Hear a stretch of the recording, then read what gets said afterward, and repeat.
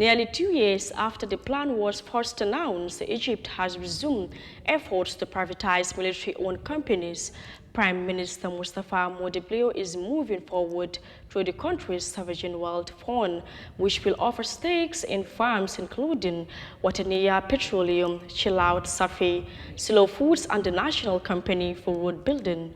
The move aims to meet IMF demands and boost private sector involvement in the economy. Details in this report. Egypt's Prime Minister finally kick-started the process of privatizing military-owned companies, which had not taken off since it was announced nearly 2 years ago. Today is a unique day in which the Egyptian Sovereign Wealth Fund signed an agreement with the National Military Services Authority and several banks to privatize a number of military-owned companies.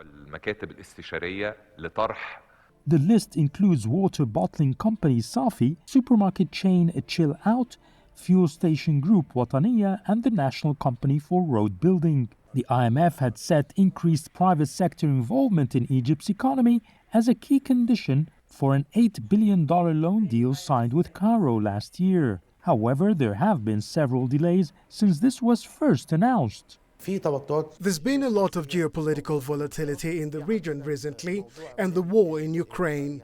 This has kept capital away from Egypt because of the uncertainty in the region.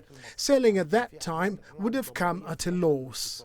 But for some experts, the timing now couldn't have been better. You have a great opportunity after the tariffs imposed by the US administration. We can attract industries from countries that incur the highest tariffs, so they can export from here. We should offer incentives plus the cheap skilled labor. In return, we will benefit from the transfer of technology and inflow of foreign investments. But we have to act fast.